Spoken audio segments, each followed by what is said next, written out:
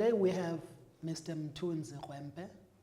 He will be telling us the difference that you don't know, but now I know.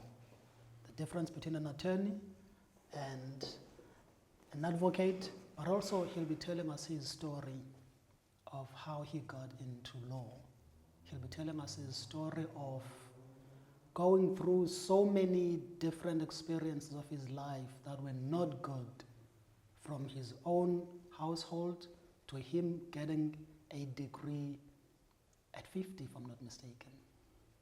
I started at 50. You started at 50? Yeah.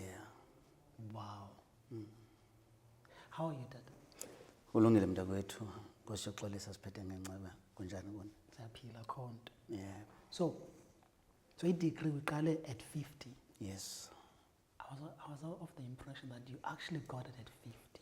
I registered at the age of 50 in 2010. Then I started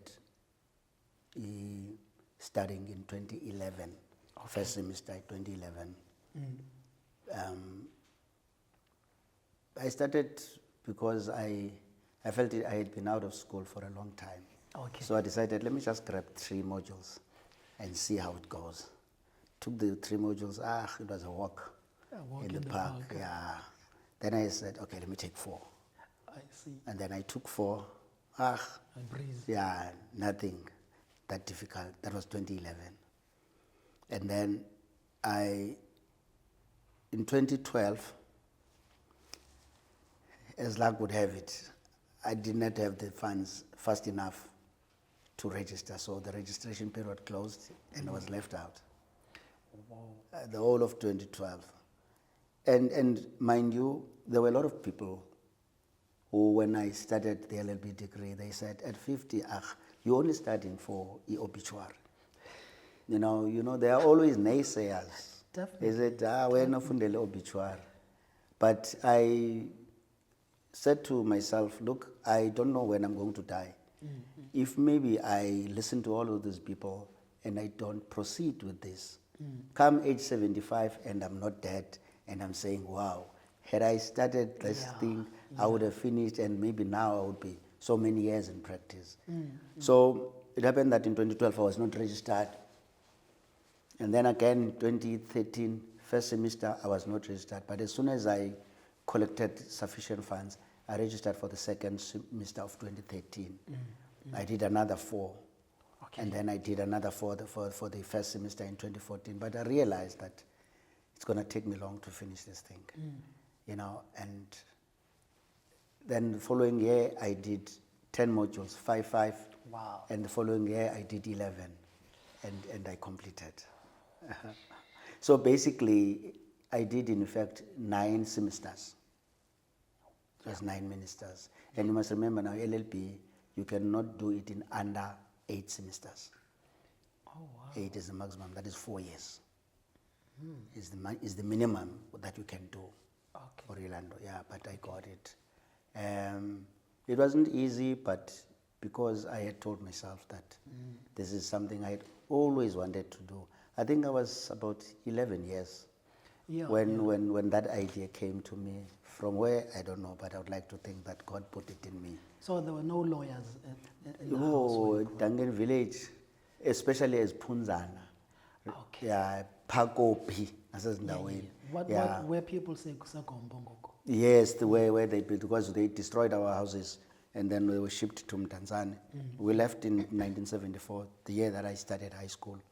So you were part of the forced removals too? Yes. Okay. Yes, I was part of that. Oh, wow. Quick one. So how old were you maybe around that time? When we left, I was 14. So, yes. How was that experience, just before we get to everything else? For me, it was sad leaving my friends, because you see what happened is that we didn't all live at once. Because they had to keep up with the rate of building in Mthunzi. And as soon as a certain number of houses were complete, then they would take a lot of people and ship them over and then continue building. We were taken to NU9 in Mthunzi. It was, I still remember, it was, I think, the 8th of November, 1974, when we left Duncan Village from Tanzania. Wow. But at that time, I was already registered at Nkwenkwezi, Oh, yeah, in already that Tanzania. side. Yeah. Okay. Because what happened is that in 1974, when I wanted to do my Form 1 then, I discovered that Ebenezer, the Afrikaans were the medium of instruction. And I said to myself, no, I'm not doing that. I'll rather register in Tanzania, wake up very early in the morning, at least for that year, because I already knew that my mother had already registered for us to move. Okay. Yeah. Okay. Oh, so people are registering to move. Yes. Okay. Okay. Until the last lot who didn't want to move, those were pushed. Yeah. So we weren't pushed, but that the door was open. You must remember now, we're living in a one-room home where everything happened in that same room. We cooked, we slept, we washed in that same room. Yo. So, and as we were growing older, my mother decided, This it's is time that we moved at least to a bigger space. And at that time, 4 rooms was a mansion. I mean, from a one-room place to a 4-room. course. Yeah, it was a course. mansion. Yeah. Okay. So there's no lawyer in the house. Nah. How is growing up for you, both Kobe and moving to Mthunzi? You see, Kobe, it was a poverty-stricken area. I mean, we were all poor, all of us in the neighborhood. And I've come to realize that poverty and drunkenness and violence and filth, they all are cousins. They go together. Wow. Because that place was filthy. And we experienced violence every weekend. People were getting drunk and fighting over nothing. You know, and as young people, we would be enjoying ourselves, watching a Mahrutman, Shabana, you know, and for us it was excitement as young people, because that's all we knew, you know. And you'd find that our parents, your mother would be calling Mthunzi, and you're standing so close like you are the referee, because you want to see everything that's happening. And you'll be called out, and you know, sometimes you get a hiding. No fear of the danger, well, okay, this guy ngavele uzohlaba mna, Nah. mistake or anything. No, we're so used to the sight of blood. We're never scared of blood, because every weekend people are, and some people are dying, some survive and come back from hospital, but it was our life. What does that do to your mind? Now that you've grown, when you're looking back, do you think that has affected maybe indlela, that some of the things you've chosen and decided in life, if you Oh yes, any oh decisions yes, that oh were not yes. You see, the challenge is that we did not have any positive role models in that environment. We looked up to the guys who were thugs, and our heroes were those who could, you know, do some nifty footwork and avoid being stabbed, and you know. Yeah. So those were our heroes, and you find that because we grew up in that neighborhood, we were also drawn up into early drinking. I see. Because I started drinking at about the age of 16. That's young. That's when I started drinking. That's young. Hence, I later developed alcoholism. Because the younger you start, you know, the more chances that you would be an alcoholic. And for me, you know, this thing of pens down, Mthunzi Kwrepe, Yeah. that's how it all started. Ah, That's all how it all started. We didn't start drinking a Lokshini. We started from school. We were coming from school, but we didn't call it Mthunzi Kwrepe then. But you know, today's kids are very creative. Yeah. But we would then say, oh, we finish exams, and then we put together the cash that we have, go buy palpele, and we drink. And that's how it started.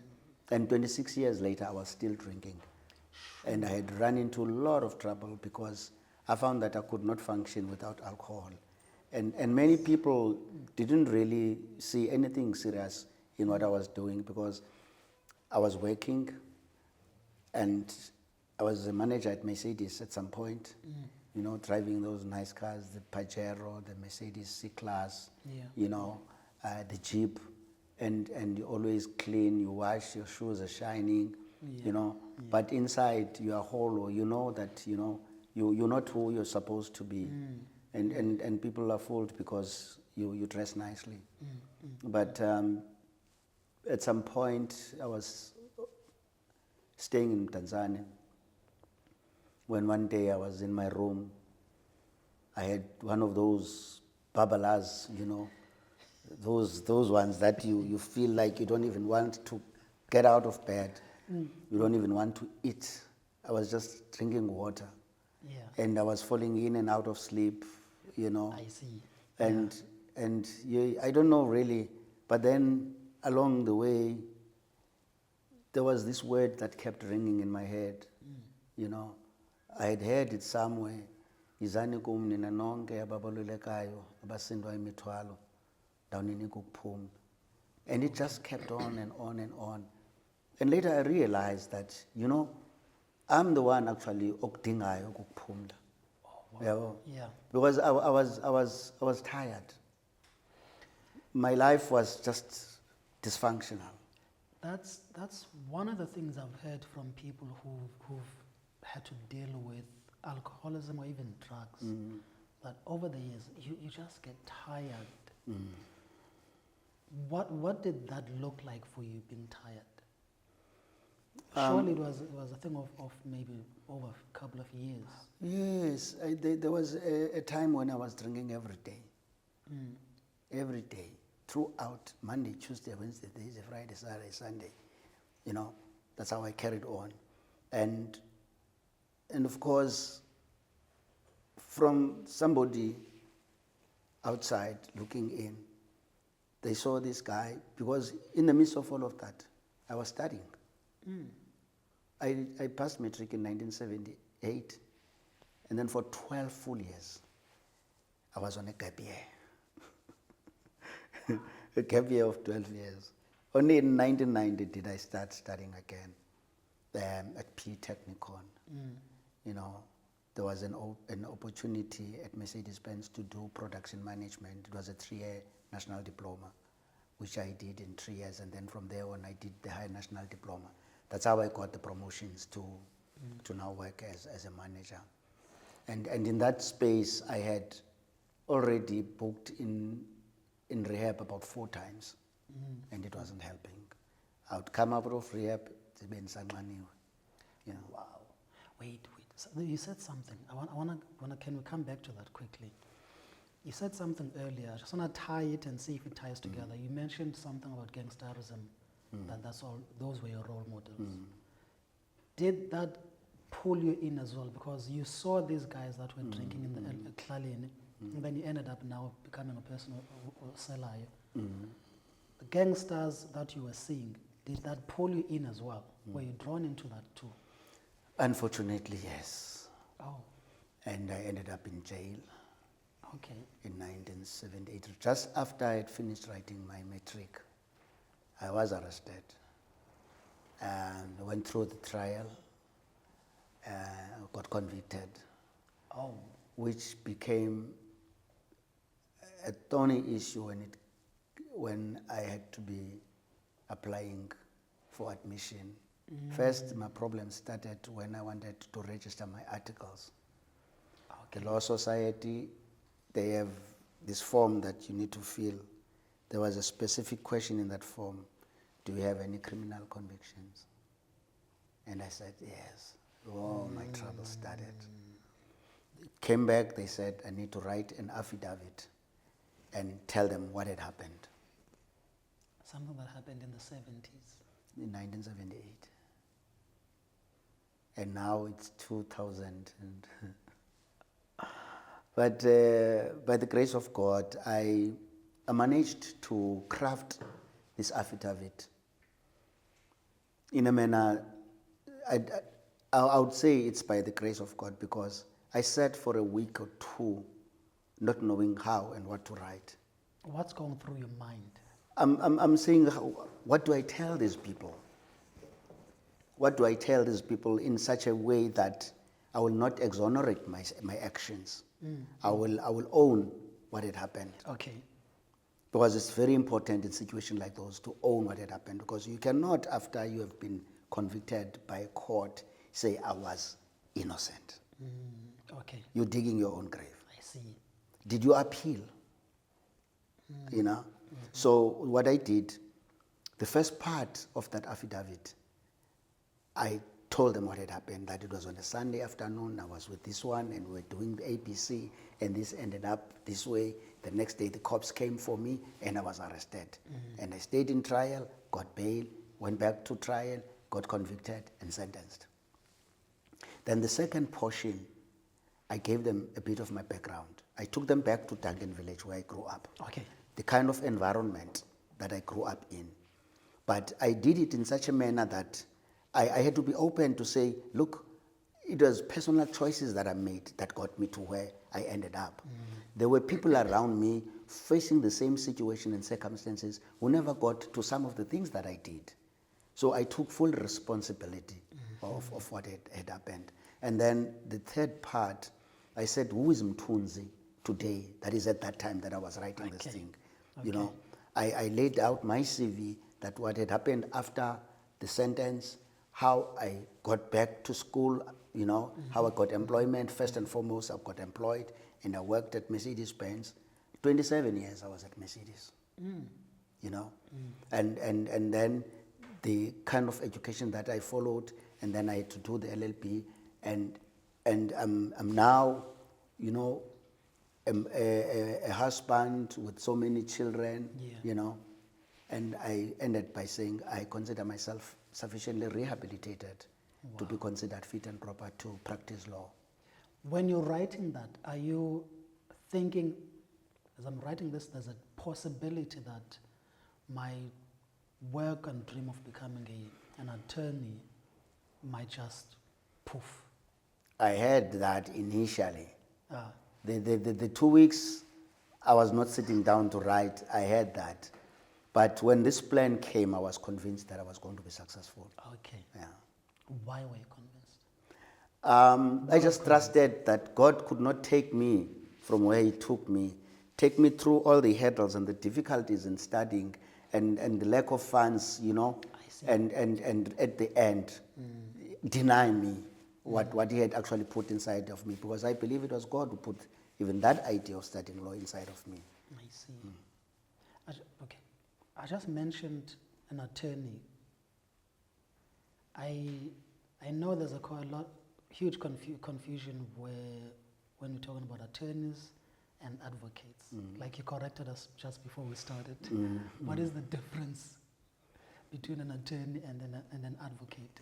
Okay. We all study the LLB, first and foremost. And then after you graduate, lawyers or attorneys, actually some advocates also go to law school. Okay. But it's called School of Legal Practice, but for short we say it's law school, but it's School of Legal Practice, where now they bridge the gap between the theory that you did at school, at varsity, that helps to bridge the gap. And then now you have got what is called practice guides. Okay. How do you write an application? How do you start litigation? You decide whether you want to use summons or you want to do an application procedure. And then they show you all these types of, even the rules of court. That's where you get to learn about them. Okay. And then when you finish that, then attorneys go into what is called articles of clerkship. Advocates do what is called pupillage. When you do pupillage, you get assigned to a particular advocate whom you will shadow and, you know, go to court with him. And there are also classes that you go through as a pupil. But as attorneys, you do your articles, you called an article clerk, and also you work in a law firm, and they pay you peanuts and raisins. Okay. and you go to court also, but they work you in, but firms work differently. You know, in some firms you get attached to an attorney, an experienced attorney, who will be giving you part of his work so that you learn how to draft papers and that sort of thing. So something And like the greatest difference is in practice. Attorneys, they get people from the street. But advocates, they cannot get someone from the street. A person is going to be referred to the advocate by an attorney. Oh. Yeah. So if I'm an attorney, I can get somebody from the street, bring them in, then you look at the case and you find you won't have time for some of the things that are needed. Then you refer the person to, you call it a brief. You brief an advocate. Oh, Yeah. okay. And the advocate gets paid by the attorney. Ah, A client cannot pay directly. You remember that guy Tefo in the Mayowa case? One of the things that got him into trouble was that he was actually taking money from clients. oh, wow. Yeah. And yeah. Okay, so let's continue in the application situation. So you've had the 2 weeks, you've written, and then you're confident that after you've written this, and what next? And when I sent that affidavit, for a total of about 6 months, Whole 6 months. all 6 months, I did not have a word as to what was happening. There is what is called a candidate attorney committee that sits and look at the applications. They make a recommendation to the council, which is the highest decision-making body of the Law Society. Okay. So my application, I believe, was being moved from the candidate attorney committee to the council, being thrown back to them. They throw it back at these guys, it throws back at these guys. It was, until in September, I got a word that my articles have been registered. Wow. And in the meantime, while they were doing back and forth with this application of mine, my principal fired me.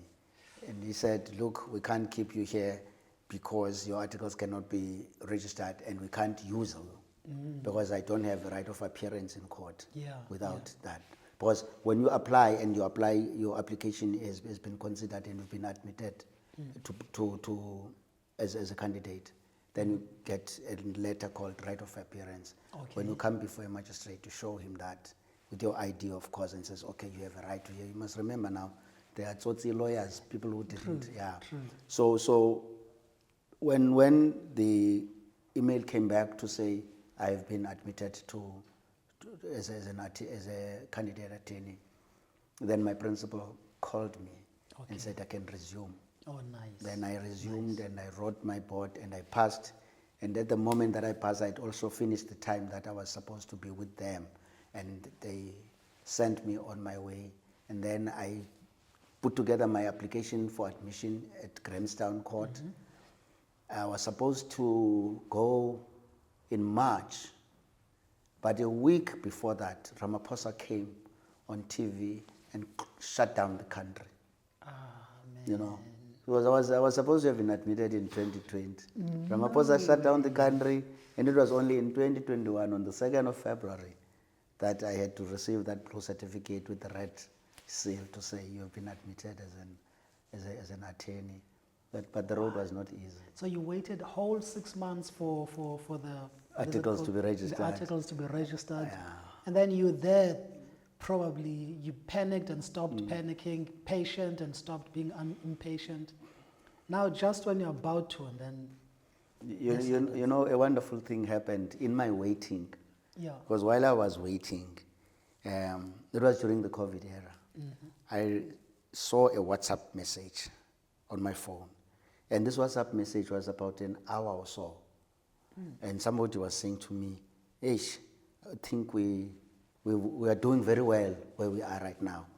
And it could be that you are not so well. So come see me.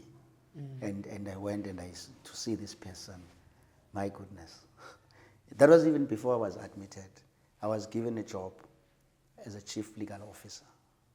Wow. Before your admission. Before I was admitted. It was by the grace of God. A door just opened out of the blue. I never applied, I just received a WhatsApp. Wow. But obviously you had to wait to get your admission or what? No, I started immediately. Oh. I started immediately. I mean, I started immediately in that job. So there was no issues whether you started before that admission? No. What? So you get your admission in 2021? Yes. And then let's talk about your first case. That one. No, we don't need the details. It's something just that, the first case. you know, the first case that I handled, I was approached by this guy. Yeah. Him and his friend were drinking Kwachef, Kwatrim Tanzania. Yeah. And in the midst of that, they ended up assaulting two guys. One of the guys died, and the other one was seriously injured. So they were charged with murder and attempted murder. Okay. You know. And my first appearance there, I had been taught everything about how Yeah, to handle myself, yeah. but now it was You time to hear do the now. thing practically. You know, the butterflies and going like that.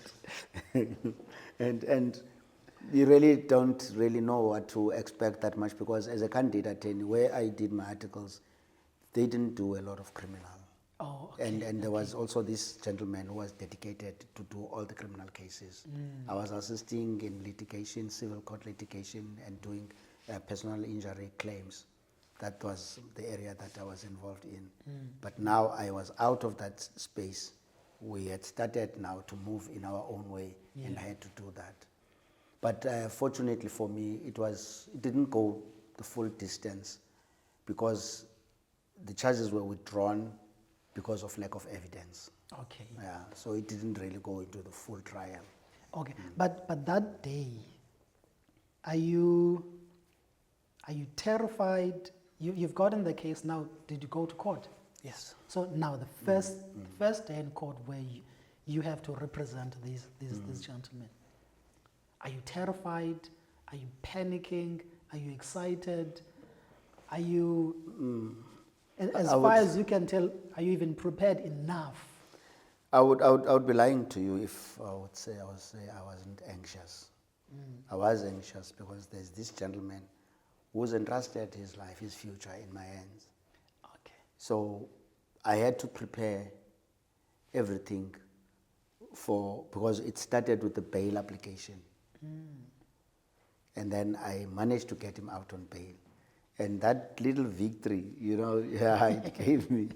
Okay, so I managed to get him bail, and others didn't get bail.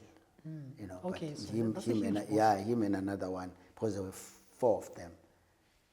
In a nutshell, my story is, I was born in East London many months ago. I grew up in East London, and I grew up in the place called Kopi, is Mthunzi, where there were all lots of things happening. And in that space, I got drawn into gangsterism. I was walking with the wrong crowd. I got to drinking very early, and I fell into alcoholism. But in the midst of that, God stretched out his hand and rescued me after 26 years of drinking non-stop. But at the turning point when I stopped drinking, I began looking into my life and looking at the things that I had wanted to do earlier on. But now that I was not drinking, I was able to rebuild my life. I was able to go back to varsity and study the LLB. I was able to raise my family, my kids, and now all of them, except one who's doing a matric this year, they found their spaces in life. And I had to rebuild my life. I'm now practicing law, something which was installed in me when I was very young, but because I was focused, I could do all the things that I wanted to do. Today, I'm practicing attorney. Wow. Well, thank you so much for your time. Really appreciate it.